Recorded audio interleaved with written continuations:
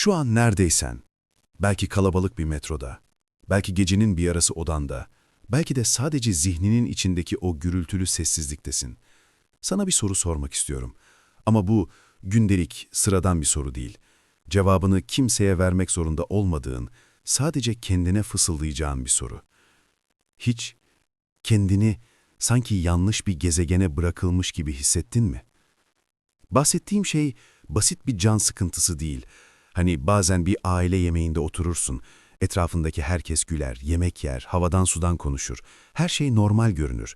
Ama sen o masanın bir parçası olmadığını, sanki aranızda görünmez camdan bir duvar olduğunu hissedersin.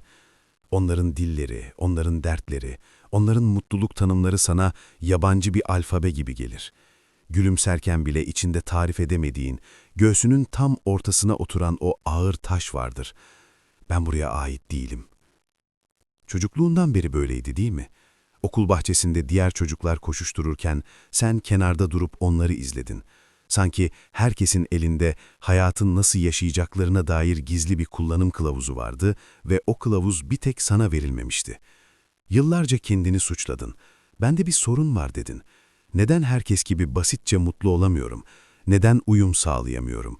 Neden o yüzeysel sohbetler beni fiziksel olarak yoruyor? Hatta belki psikologlara gittin, kendine teşhisler koymaya çalıştın. Sosyal anksiyete, depresyon, uyumsuzluk. İsimler değişti ama o his, o derin boşluk hissi hiç değişmedi. Sana bir sır vereyim mi? Sen hasta değilsin. Sen kırık değilsin. Sen başarısız değilsin. Şu an hissettiğin o acı, o yabancılaşma, o derin yalnızlık, bunların hepsi birer semptom. Ama bir hastalığın değil, bir uyanışın semptomları. Carl Jung, insan ruhunun derinliklerine indiğinde muazzam bir gerçeği keşfetti. Topluma uyum sağlamak, ruh sağlığının bir ölçütü değildir. Hatta çoğu zaman hasta bir topluma tam anlamıyla uyum sağlamak, asıl hastalığın ta kendisidir. Sen, ruhsal bir evrimin eşiğindesin. Eski kabuğun sana dar geliyor. Tıpkı bir yengecini kabuğunu değiştirmek zorunda olduğu o savunmasız an gibi şu an savunmasızsın. Ama bu video, bu ses kaydı, o kabuğu neden kırman gerektiğini ve seni dışarıda bekleyen o devasa okyanusu anlatmak için burada. Hoş geldin. Burası seçilmiş kişilerin, yani kendi ruhunu aramaya cesaret edenlerin toplanma yeri. Toplumun bizden istediği tek bir şey vardır: tutarlılık.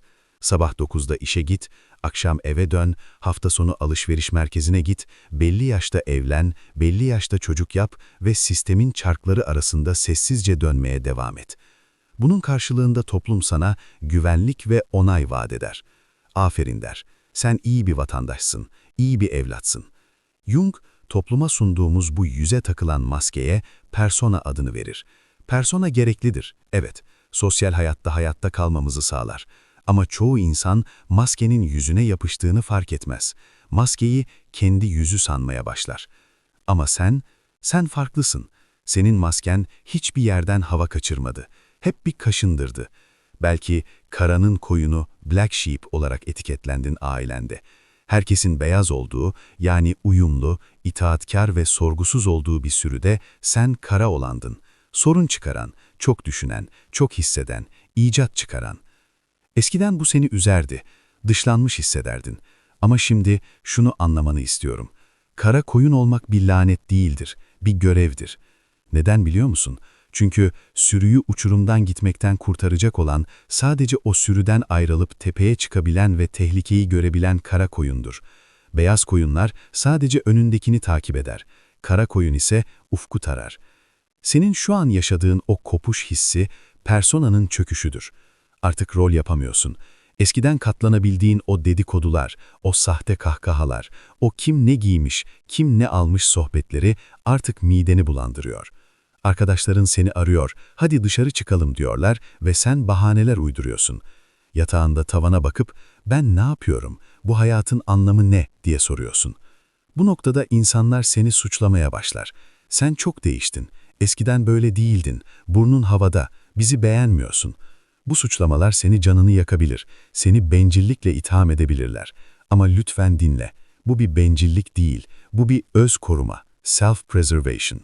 Ruhun boğulmamak için yüzeye çıkmaya çalışıyor ve yüzeye çıkarken seni aşağı çeken ağırlıkları bırakmak zorundasın. Bazen bu ağırlıklar en sevdiğin insanlar bile olsa. Bu süreci anlamak için tarihin en eski ve en kuvvetli hikayelerinden birine, Platon'un mağara alegorisine gidelim. Hayal et, doğdukları günden beri karanlık bir mağarada boyunlarından ve ayaklarından zincirlenmiş insanlar var. Sadece karşılarındaki duvara bakabiliyorlar. Arkalarında bir ateş yanıyor ve ateşin önünden geçen kuklaların gölgeleri duvara yansıyor. Bu insanlar için gerçek o gölgelerdir. Gölgelere isim verirler, gölgeler hakkında konuşurlar, gölgeleri seveni överler. Onlar için başka bir dünya yoktur. Sonra bir gün içlerinden birinin zinciri kırılır. Bu sensin. Ayağa kalkarsın. Önce bacakların ağrır çünkü hiç yürümedin. Arkanı dönersin ve ateşi görürsün. Gözlerin yanar çünkü hiç ışık görmedin. Korkarsın. Eski yerine o güvenli zincirlere dönmek istersin. Ama bir güç seni mağaranın çıkışına, yukarıya doğru çeker. Zorlu, dikenli bir yoldan yukarı tırmanırsın ve mağaranın ağzından dışarı çıktığında güneşi görürsün. Ağaçları, kuşları, renkleri, gerçek dünyayı görürsün. Şok olursun. Yıllarca izlediğin o şekillerin sadece birer gölge olduğunu, asıl gerçeğin burada olduğunu anlarsın. İşte uyanış budur. Şu an yaşadığın o şok, o Matrix'ten çıkış hissi budur. Televizyonu açtığında artık haberleri değil, o haberlerin arkasındaki manipülasyonu görüyorsun. İnsanlara baktığında onların sözleri değil, o sözlerin arkasındaki korkuları, egoları, sevilme ihtiyaçlarını görüyorsun. Her şey şeffaflaşıyor. Ama Platon'un hikayesi burada bitmez. Güneşi gören kişi ne yapar? Mağaraya geri döner, arkadaşlarını kurtarmak ister. Heyecanla yanlarına gider ve der ki, "Hey, baktığınız şeyler gerçek değil, dışarıda muazzam bir dünya var, gelin zincirlerinizi çözelim." Peki mağaradakiler ne yapar? Ona teşekkür mü ederler? Onu kahraman mı ilan ederler? Hayır, ona deli derler, onunla alay ederler. Hatta ısrar ederse onu öldürmeye kalkarlar. Çünkü o, onların konforlu yalanlarını tehdit etmiştir. İşte senin şu an yaşadığın yalnızlığın sebebi bu. Sen mağaradan çıktın veya çıkmak üzeresin. Geri dönüp eski dostlarına, ailene anlatmaya çalıştığında seni anlamamaları, boş gözlerle bakmaları, hatta sana öfkelenmeleri bu yüzden. Onlara kızma. Onlar hala gölgeleri gerçek sanıyor. Sen ise güneşin tadını aldın. Bu yol başlangıçta yalnız yürünür. Çünkü mağaranın çıkış kapısı dardır ve oradan herkes tek başına geçer. Bu bölümü bitirirken senden bakış açını değiştirmeni istiyorum. Lütfen şu an hayatındaki boşluğu bir kayıp olarak görme. Telefonunun çalmaması bir kayıp değil. Cuma akşamı evde tek başına olman bir başarısızlık değil. Anlaşılmamak bir eksiklik değil. Bu boşluk, evrenin senin için hazırladığı temiz sayfadır. Eğer bardağın eski bayat çayla doluysa oraya taze, şifalı su dolduramazsın. Önce bardağı boşaltman gerekir. Şu an hayatın boşaltılıyor. İnsanlar gidiyor, işler bozuluyor, planlar tutmuyor. Çünkü evren diyor ki, sana daha iyisini, senin ruhuna, o gerçek frekansına uygun olanı vereceğim. Ama önce bana yer aç. Bu yalnızlık senin kozan. Tırtıl kozaya girdiğinde tamamen erir, bir sıvıya dönüşür. Ne tırtıldır ne de kelebek. Tam bir kaos halidir. Sen şu an o kozadasın, sıvı haldesin. Eski formun yok oldu, yeni formun henüz oluşmadı. Korkma, bu yalnızlığın içinde kal. O sessizliği dinle. Çünkü o sessizliğin içinde yıllardır duyamadığın bir ses konuşmaya başlayacak. O ses senin öz benliğin. Bu bir son değil, muazzam bir başlangıç. Bir sonraki bölümde bu yalnız odada aslında tek başına olmadığını göreceğiz. Orada karanlıkta seni bekleyen, korktuğun ama tanışmak zorunda olduğun bir misafirin var. Gölgen. Onunla tanışmaya hazır mısın? Bir ev hayal etmeni istiyorum. Bu ev sensin. Zemin katı harika döşenmiş, misafirleri ağırladığın, pencerelerinden güneş alan, her şeyin derli toplu olduğu bir salon. Burası senin bilinçli zihnin. İnsanlara gösterdiğin yüzün. Ben nazik biriyim, ben çalışkanım, ben sabırlıyım dediğin yer. Ama bu evin bir de bodrum katı var. Oraya inen merdivenler karanlık, kapısı kilitli. Ve sen hayatın boyunca o kapının önüne sandalyeler, masalar yığdın. O kapıyı hiç açmamaya yemin ettin. Çünkü orada yukarıdaki o mükemmel ev sahibine yakışmayan şeyler var. O bodrum katında ne var biliyor musun? Çocukken ailenin sana ayıp dediği öfken var. Bencillik etme dediklerinde bastırdığın arzuların var. Kıskançlığın, kibrin, açgözlülüğün, vahşi tarafın, cinselliğin, nefretin, toplumun kötü olarak etiketlediği ve senin de bunlar bende yok dediğin her şey orada yaşıyor. Canlı bir şekilde ve aç bir şekilde. Carl Jung buna gölge, the shadow adını verdi. Ve Jung'un çok korkutucu ama bir o kadar da hayati bir uyarısı vardır. Gölge ne kadar yoğun ve karanlıksa, gövde o kadar az görünür. Yani sen ne kadar sadece iyi olacağım, sadece ışık olacağım diye çırpınırsan, bodrum katındaki o ejderha o kadar büyür. Çoğumuz uyanış yolculuğunu sadece pozitif düşünmek, sevgi kelebeği olmak zannederiz. Hayır, gerçek uyanış, bodrumun kapısını açıp, o karanlığa inip, orada hırlayan canavarın gözlerinin içine bakıp, seni görüyorum ve sen de benim bir parçamsın diyebilmektir. Neden bu kadar yorgunsun? Çünkü yıllardır o bodrum kapısını kapalı tutmak için muazzam bir enerji harcıyorsun. Suyun altında kocaman bir topu tutmaya çalışmak gibidir bu. Kolların titriyor, gücün tükeniyor ama bırakmaktan korkuyorsun. Çünkü bırakırsan o topun yüzeye fırlayıp her şeyi mahvedeceğini sanıyorsun. Bugün o topu serbest bırakacağız. Biraz dürüst olalım mı? Sen muhtemelen çevren tarafından çok iyi bir insan olarak bilinirsin. Kimseyi kırmayan, hayır diyemeyen, başkalarının dertlerini kendi derdi edinen o fedakar kişisin. Peki bu iyilik gerçekten saf bir iyilik mi, yoksa bir savunma mekanizması mı? Jung'un felsefesinde ve modern psikolojide sarsıcı bir gerçek vardır. Zararsız insan, iyi insan demek değildir. Zararsız insan sadece yetersiz insandır. Gerçek bir iyi insan, potansiyel olarak tehlikeli olabilen, istese can yakabilen, istese ortalığı yıkabilen ama bunu kontrol etmeyi seçen insandır.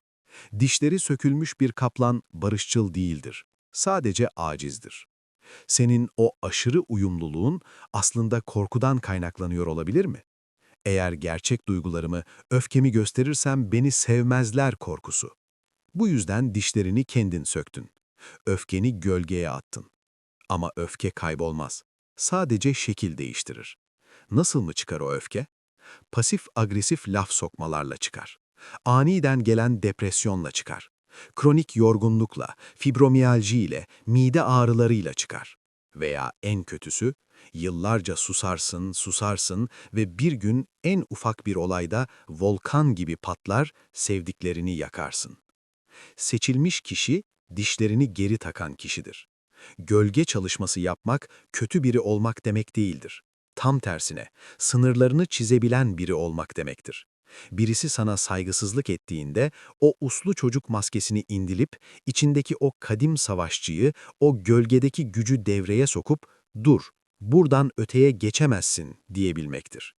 Bu güç, senin bodrumunda kilitli. Onu oradan çıkarmazsan, seni içeriden yemeye devam edecek. Gölgeni nasıl tanırsın? Kendine bakarak değil. Çünkü ego, gölgeyi kendine saklar, göremezsin. Gölgeni görmek için etrafındaki insanlara bakacaksın. Buna projeksiyon, yani yansıtma denir. Hiç birini gördüğün anda sebepsizce gücük olduğun oldu mu? Kişiyi tanımıyorsun bile. Ama yürüyüşü, gülüşü, küstahlığı, bencilliği kanına dokunuyor. Ona baktığında miden kasılıyor. Onu yargılıyorsun. Ne kadar itici, ne kadar bencil, ne kadar gösteriş meraklısı diyorsun. Dikkat et, burada alarm zilleri çalmalı. Jung der ki, bize başkalarında rahatsızlık veren her şey, kendimizi anlamamız yarayan bir anahtardır. O kişi senin aynandır. O kişinin sergilediği o küstahlık, belki de senin içinde bastırdığın ve kendine yasakladığın özgüvenin abartılmış halidir. O kişinin bencilliği, senin kendimi düşünmemeliyim diye gölgeye attığın özdeğer ihtiyacının yansımasıdır. Sen o kişiden nefret etmiyorsun. Sen o kişinin sende olup da izin vermediğin bir şeyi yapmasına öfkeleniyorsun. O özgürce bencil olabiliyor, sen olamıyorsun. O özgürce öfkelenebiliyor, sen yutkunuyorsun. Bu farkındalık acı vericidir. Çünkü egomuz ben onun gibi değilim diye bağırmak ister. Ama seçilmiş kişi bu tuzağa düşmez. O gıcık olduğu kişiye bakar ve şöyle der: "Teşekkür ederim. Bana içimdeki hangi parçayı reddettiğimi gösterdiğin için." Bu çalışma seni yargıç koltuğundan indirir. Artık insanları iyi veya kötü diye etiketlemeyi bırakırsın. Onları kendi iç savaşlarını yaşayan yaralı askerler olarak görürsün. Ve en önemlisi, kendindeki karanlığı kabul ettiğin için başkalarının karanlığına karşı da merhamet geliştirirsin. Peki, gölge sadece pisliklerle, kötülüklerle mi dolu? Kesinlikle hayır. Bodrum katında sadece canavarlar yok. Orada sandıklar dolusu altın da var. Toplum bazen sadece kötü huylarımızı değil, muazzam yeteneklerimizi de gölgeye itmemize neden olur. Belki çok yaratıcıydın ama ailen bununla para kazanamazsın dediği için yaratıcılığını bodruma kilitledin. Belki lider ruhluydun ama çok bilmişlik yapma dedikleri için o gücünü sakladın. Belki çok tutkuluydun ama ağırbaşlı ol dedikleri için tutkunu söndürdün. Gölge çalışması, o çöplerin arasındaki bu altınları bulup çıkarmaktır. Karanlığıyla barışan insan muazzam bir karizmaya sahip olur. Dikkat et, tarihteki en etkileyici liderler, sanatçılar, düşünürler, süt dökmüş kedi gibi olanlar değildir. Onlar, içlerindeki o vahşi enerjiyi, o ateşi yaratıcılığa dönüştürenlerdir.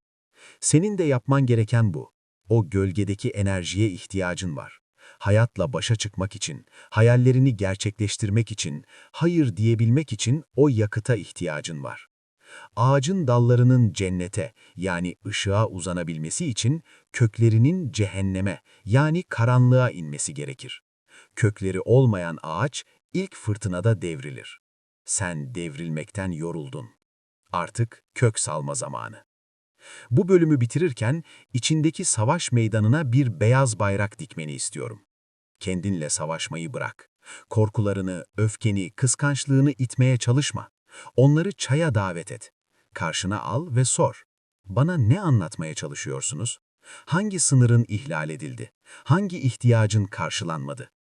Bu içsel barışı sağladığında dış dünyada bir mucize gerçekleşecek.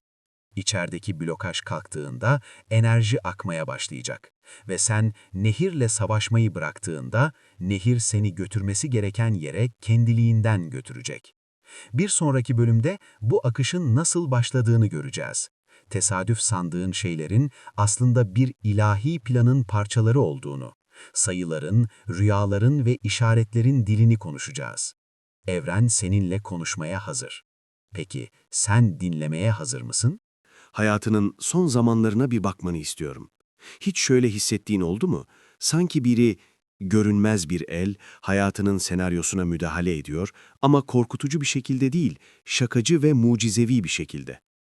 Aklından eski bir arkadaşın geçiyor, ne yapıyor acaba diyorsun, telefonun çalıyor ve arayan o. Bir sorunun cevabını arıyorsun, kafan çok karışık, radyoyu açıyorsun ve çalan şarkının sözleri tam olarak o sorunun cevabını veriyor. Saate bakıyorsun, 11:11. Bir daha bakıyorsun, 22:22. Gece uyanıyorsun, 03:33. Sanki evren sana Morse alfabesiyle bir şeyler anlatmaya çalışıyor. Eskiden olsa bunlara güler geçerdin. Tesadüf işte, derdin. Ama artık gülüp geçemiyorsun. Çünkü bu tesadüfler o kadar sık, o kadar nokta atışı ve o kadar anlamlı olmaya başladı ki, istatistik bilimi bile buna şaşırırdı. Tebrik ederim. Gölgenle yüzleşmenin ve o ağır yükleri atmanın ilk ödülünü alıyorsun. Frekansın değişti. Sen artık eski radyo istasyonunda değilsin. Yayın akışın değişti. Carl Jung buna muazzam bir isim verdi. Eş zamanlılık. Synchronicity. Jung der ki, eş zamanlılık tesadüften öte bir şeydir. O, zihinsel bir durum ile dış dünyadaki bir olayın anlamlı bir şekilde çakışmasıdır. Yani diyor ki, senin iç dünyan değiştiğinde dış dünya buna cevap verir. Sen, uyanış yaşayan bir ruh olarak artık sadece fiziksel dünyada yürümüyorsun. Sen artık Matrix'in kodlarını görmeye başlayan bir Neo gibisin. Olayların arkasındaki o ince iplikleri, o görünmez bağlantıları fark ediyorsun. Bu bölümde bu işaretleri nasıl okuyacağını, evrenin seninle nasıl konuştuğunu ve en önemlisi o muazzam akış, flow haline nasıl gireceğini konuşacağız. Artık kürek çekmeyi bırakma vakti geldi. Evren bizimle Türkçe, İngilizce veya Almanca konuşmaz. Evrenin dili sembollerdir. Bir seçilmiş kişi, hayatı düz bir metin gibi değil, bir şiir gibi okumayı öğrenen kişidir. Önce şu sayılardan bahsedelim. 11-11, 4-44, 777. Bunları gördüğünde ne hissediyorsun? Çoğu insan dilek tut der. Ama bu işin magazin tarafıdır. Bu sayıların asıl mesajı şudur: hizalanma, alignment. Evren sana diyor ki, şu an, tam bu saniye olman gereken yerdesin. Düşündüğün şey, hissettiğin şey yaratım gücüne sahip. Dikkat et. Bu bir onay mekanizmasıdır. O an yaptığın iş, düşündüğün fikir, yürüdüğün yol evrensel planla uyumlu demektir. Bu bir devam et sinyalidir. Peki ya rüyalar? Gölge çalışmasından sonra rüyaların değişti değil mi? Daha canlı, daha renkli, bazen bir film gibi senaryosu olan rüyalar. Uyanırsın ve o his saatlerce üzerinden gitmez. Bu sadece bir rüyaydı diyemezsin çünkü o kadar gerçekti ki. Bilinç dışın, okyanusun derinliklerinden sana mektuplar yolluyor. Seçilmiş kişiler için rüyalar gece sineması değildir. Onlar birer strateji toplantısıdır. Rüyanda gördüğün o ev, o hayvan, o kaçış, o savaş, hepsi senin iç dünyandaki bir değişimi veya sana yaklaşmakta olan bir durumu haber verir. Senden bir ricam var. Başucuna bir defter koy ve uyanır uyanmaz, daha tuvalete bile gitmeden o rüyayı yaz. Çünkü o rüya senin ruhsal GPS'inin ekran görüntüsüdür. Ve bazen işaretler bir engel olarak gelir. Bunu anlamak çok önemlidir. Bir yere gitmek istersin, araba bozulur, taksi gelmez, bilet yanar, sinirlenirsin, her şey ters gidiyor diye isyan edersin. Dur ve dinle. Belki de evren sana hayır demiyordur. Belki de seni koruyordur. Belki de o yol senin için güvenli değil veya zamanlama yanlış diyordur. İşaretleri okumak sadece yeşil ışıkları değil, kırmızı ışıkları da bir lütuf olarak görmektir. Uyanış yolculuğunun en büyük çatışma alanına geldik. Kafa mı, kalp mi? Modern dünya bize mantıklı ol dedi. Verilere bak, analitik ol, riskleri hesapla. Ama senin içinde, karnının tam ortasında, solar plexus'ta başka bir organ var sanki. Beyninden daha hızlı çalışan, daha net bilen bir his. Sezgi. Mantığın sana diyor ki, bu iş teklifi harika, maaşı yüksek, konumu iyi, kabul et. Ama karnına kramplar giriyor. İçindeki bir ses bağırıyor. Gitme, orada bir tuzak var. Ve sen mantığını dinleyip gidiyorsun. Sonuç, mobbing, mutsuzluk, tükenmişlik. Sonra kendine kızıyorsun. Biliyordum, en başında hissetmiştim. Evet, biliyordun. Çünkü sen bir seçilmiş kişisin. Senin ruhsal donanımın başkalarının göremediği frekansları, yalanları, tehlikeleri hissetmek üzerine kurulu. Bir insanın yüzüne güldüğünde, onun arkasındaki o soğukluğu, o kıskançlığı derinde hissediyorsun. Buna paranoya deme, bu senin süper gücün. Sezgi, ruhun fısıltısıdır. Ego bağırır, korkutur, acele ettirir. Hemen karar ver, yoksa kaçacak, der. Sezgi ise sakindir. Acele etme, der. Burası doğru değil veya evet, bu saçma görünüyor ama yürümen gereken yol bu, der. Bu bölümde senden cesur bir şey isteyeceğim.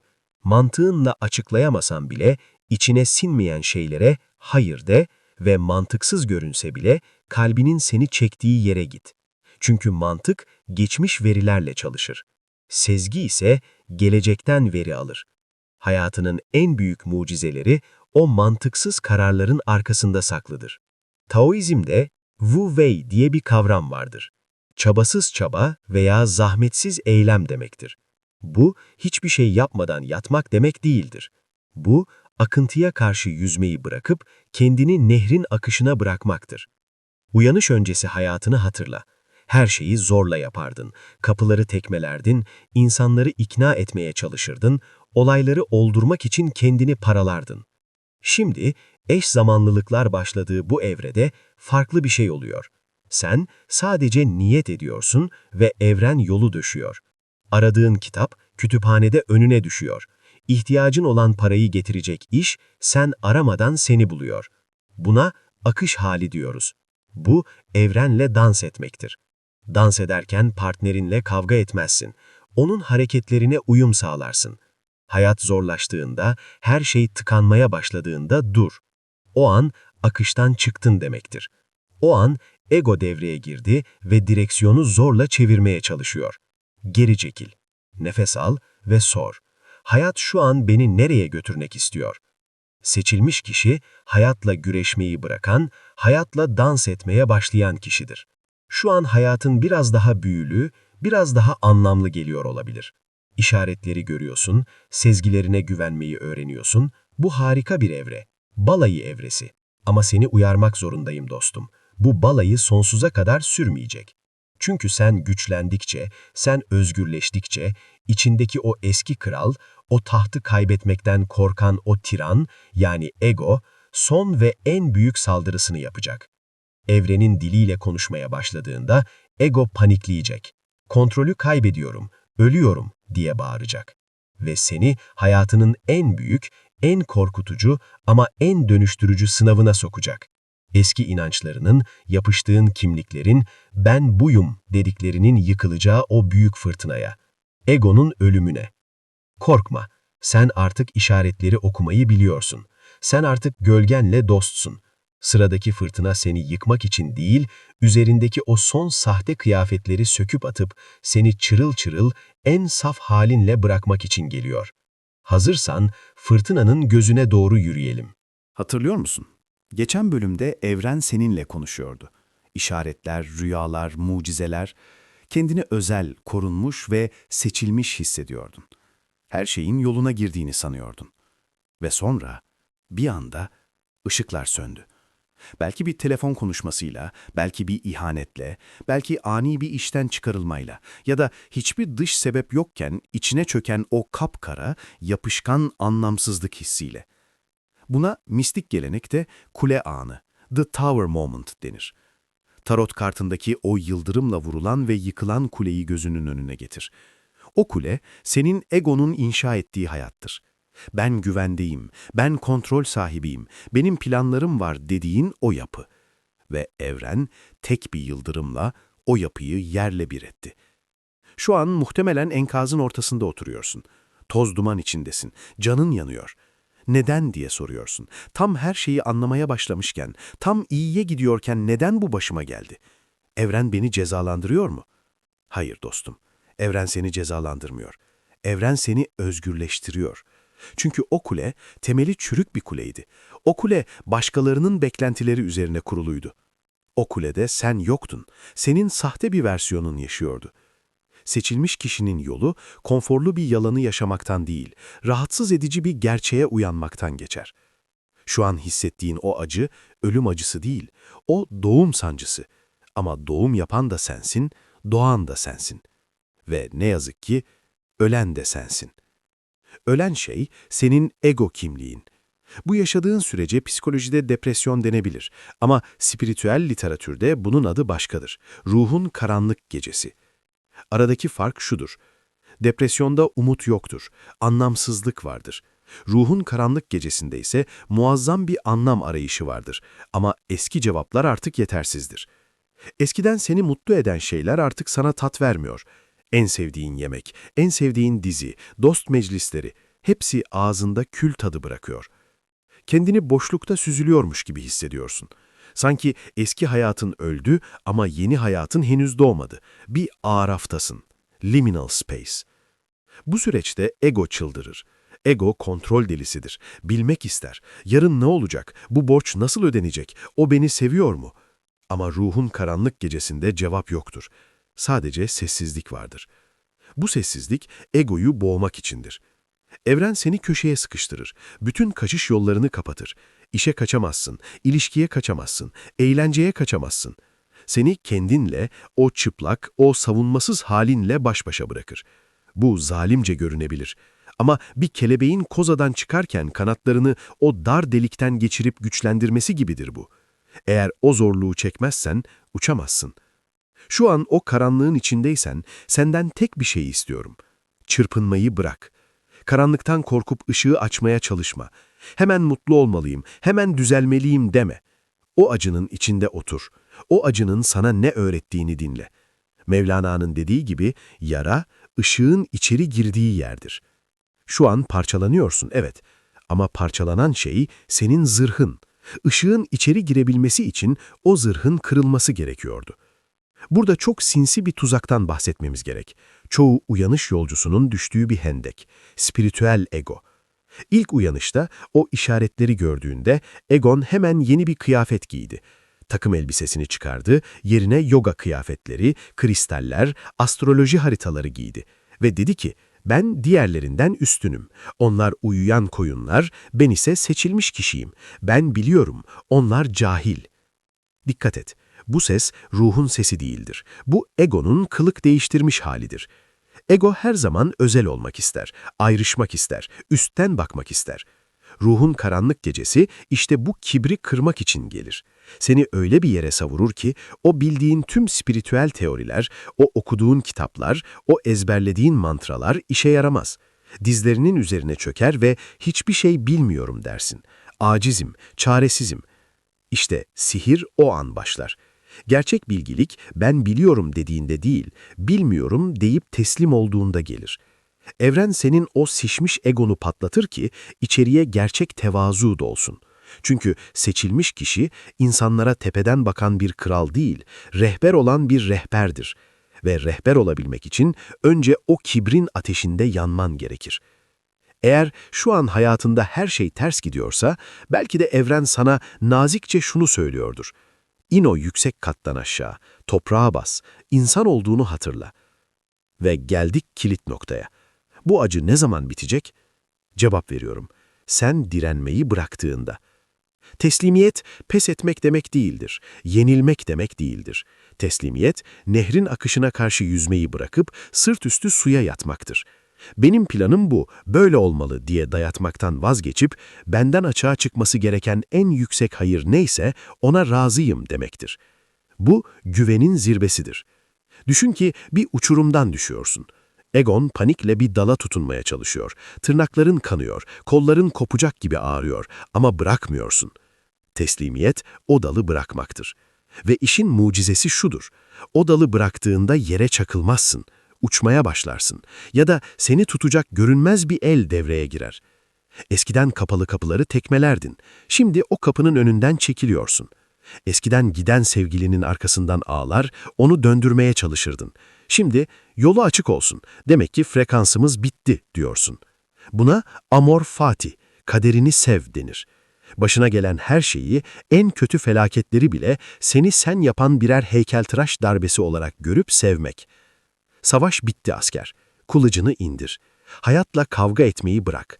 Şu an olduğun yeri, şu anki eksikliğini, şu anki belirsizliğini tam kalbinle kabul et. Tamam de.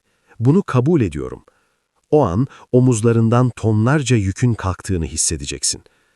Şimdi derin bir nefes al. Fırtınanın en şiddetli yeri geçti. Kule yıkıldı. Ego o kırık tahtın üzerinde sessizce oturuyor. Artık patron o değil ve sen o yıkıntıların arasında garip bir şey hissediyorsun. Hüzün değil, mutluluk da değil. Huzur. Derin, sarsılmaz, soğuk ve karrak bir huzur. Kaybedecek bir şeyin kalmadığında korkacak bir şeyin de kalmaz. En büyük korkun gerçekleşti ve sen hala hayattasın. Hatta eskisinden daha canlısın. Artık kimseye kendini kanıtlamak zorunda değilsin. Artık kimsenin seni onaylamasına ihtiyacın yok. Sen ateşten geçtin ve kül olmadın, çelikleştin. Bu boşluk senin yeni krallığının temeli. Artık bu temiz alana ne inşa edeceğine egon değil, ruhun karar verecek. Ve inan bana, ruhunun inşa edeceği şey egonun hayal edebileceğinden 1000 kat daha muazzam olacak. Şimdi son aşamaya geçiyoruz. Bu uyanış, bu acı, bu ölüm hepsi ne içindi? Bu yeni sen dünyada ne yapacak? Amacın ne? Kahraman mağaradan hazineyi aldı, şimdi köye dönme ve o hazineyi dağıtma vakti. Aynaya bakmanı istiyorum. O gözlerin içindeki derinliği görüyor musun? Bundan aylar, belki yıllar önce o gözlerde korku vardı. Onaylanma ihtiyacı vardı. Kaybolmuşluk vardı. Şimdi ne var? Sessizlik var. Güç var. Fırtınayı görmüş, içinden geçmiş ve hayatta kalmış bir kaptanın o mağrur bakışı var. Sen değiştin. Eski arkadaşların sana baktığında, sende bir haller var, çözemiyoruz diyorlar değil mi? Seni eskisi gibi manipüle edemiyorlar. Seni suçluluk duygusuyla yönetemiyorlar. Çünkü o düğmeler artık çalışmıyor. O kabloları kestin. Simyacılar yüzyıllarca kurşunu altına çevirmeye çalıştılar. Herkes bunun bir kimya deneyi olduğunu sandı. Oysa Carl Jung'un dediği gibi, simya tamamen sembolikti. Kurşun, senin ağır travmaların, depresyonun, gölgen ve egondu. Altınsa, şu an dönüştüğün bu bilinç halidir. Bu final bölümünde o altını ne yapacağını konuşacağız. Çünkü evren sana bu uyanışı, bu gücü sadece yastığının altına sakla diye vermedi. Sen bir hizmetkarsın. Ama köle değil, ışığın hizmetkarısın. Artık saklanma devri bitti. Sahneye çıkma zamanı. Modern dünyanın en büyük hastalığı nedir biliyor musun? Sahtelik. Herkesin yüzü gülüyor ama ruhları ağlıyor. Herkes harika bir hayatı varmış gibi Instagram'da paylaşım yapıyor ama gece yastığa başlarını koyduklarında içlerindeki boşluk onları yutuyor. İşte senin süper gücün burada devreye giriyor. Otantiklik, authenticity. Sen gölgenle yüzleştin, acı çektin, yıkıldın ve yeniden yapıldın. Artık yalan söyleyemiyorsun, kendine bile. Bir odaya girdiğinde maske takmadığın için, o politik doğrucu sahte nezaketleri yapmadığın için başta insanları rahatsız edebilirsin. Ama sonra garip bir şey olur. Senin yanındayken insanlar omuzlarını düşürür, rahatlarlar. Oh be, derler içlerinden. Bu kişinin yanında rol yapmama gerek yok. Çünkü o yapmıyor. Senin varlığın başkalarına kendileri olma izni verir. Bu yapabileceğin en büyük şifadır. Kimseye vaaz vermene, kimseyi terapi etmene gerek yok. Sadece orada tüm çıplaklığınla, tüm kusurlarınla ve tüm dürüstlüğünle durman yeterlidir. Buna rezonans yasası denir. Senin frekansın, titreşimin, dürüstlük ve cesaret yaydığında, etrafındaki insanların uyuyan taraflarını titreştirirsin. Onları uyandırırsın. Sadece var olarak. Bazıları senden nefret edecek. Çünkü ışığın onların karanlığını ve sahteliğini açığa çıkaracak. Bırak gitsinler. Bazıları ise sana pervane böceği gibi çekilecek. Çünkü karanlıkta yollarını kaybetmişler ve senin ışığında yolu buluyorlar. Onları içeri al. Onlar senin kabilen. Şimdi o büyük soruya gelelim. Benim amacım ne? Ben dünyaya ne yapmaya geldim?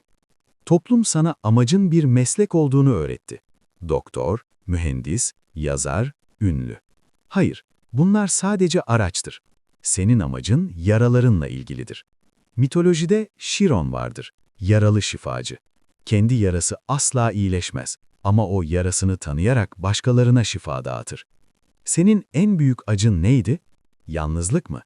O zaman senin amacın insanları bağlamak ve onlara yalnız olmadıklarını hissettirmek. Anlaşılmamak mı? O zaman senin amacın ifade etmek, yazmak, konuşmak, sesi olmayanların sesi olmak. Değersizlik mi? O zaman senin amacın insanlara kendi değerlerini hatırlatmak. Lütfen amacını uzaklarda arama. Amacın senin hayat hikayenin içinde gizli. Çektiğin acı senin uzmanlık alanındır. Depresyonun içinden geçmişsen, o tünelin haritasını en iyi sen biliyorsun. O tünelde kalanlara rehberlik edecek olan sensin. Ve bunu yapmak için milyonlara ulaşmana gerek yok. Bir kasiyere içten bir "nasılsın" demek, bir köpeğin başını okşamak, çocuğunu yargılamadan dinlemek, işini ahlaklı yapmak, bunların hepsi büyük eserin parçasıdır. Dünyayı değiştirmek istiyorsan, dünyanı değiştir. Senin dünyan, temas ettiğin insanlardır. Bu yolda düşebileceğin son bir tuzak var. Kurtarıcı sendromu. İnsanların acı çektiğini gördükçe onları kurtarmak isteyeceksin. Onları sarsıp, "uyanın" demek isteyeceksin. Yapma. Bir deniz fenerini düşün. Deniz feneri, fırtınada sahilde koşup kaybolmuş gemileri aramaz. Deniz feneri, denizin içine girip gemileri kurtarmaya çalışmaz. Deniz feneri sadece bir yerde durur. Sabit, köklenmiş ve döner. Işığını saçar. Gemiler o ışığı görür ve rotalarını kendileri çizerler. Sen deniz fenerisin. İnsanların hayatına zorla müdahale etme. Onların derslerini ellerinden alma. Herkesin uyanışı kendi zamanındadır. Sen sadece parla. Sen mutlu ol. Sen huzurlu ol. Sen dengede ol. Seni gören, ondaki o huzurdan ben de istiyorum desin ve sana sorsun. Sorduklarında anlat. Sormadıklarında sadece örnek ol. Enerjini koru. Sen dünyanın bataryasın. Eğer sen tükenirsen kimseye ışık veremezsin. Önce kendi maskeni tak, sonra başkalarınınkini. Bu bencillik değil, sorumluluktur. Bu uzun yolculuğun sonunda sana bir müjdem var. Yalnız değilsin. Biliyorum, uzun süre öyle hissettin. Ama şu an dünyanın dört bir yanında tıpkı senin gibi uyanan, tıpkı senin gibi gölgesiyle yüzleşen, egosunu yakan milyonlarca ruh var. Kolektif bir uyanış yaşanıyor. Ve sen bu uyanışın öncülerindensin. Sizler dünyanın bağışıklık sistemisiniz. Planet hasta. Nefretle, savaşla, açgözlülükle zehirlenmiş. Ve doğa kendini iyileştirmek için antikorlar üretiyor. O antikorlar sizsiniz. Gittiğiniz yere sevgi götürdüğünüzde, yalanın olduğu yerde doğruyu söylediğinizde, kaosun olduğu yerde sakin kaldığınızda dünyayı iyileştiriyorsunuz.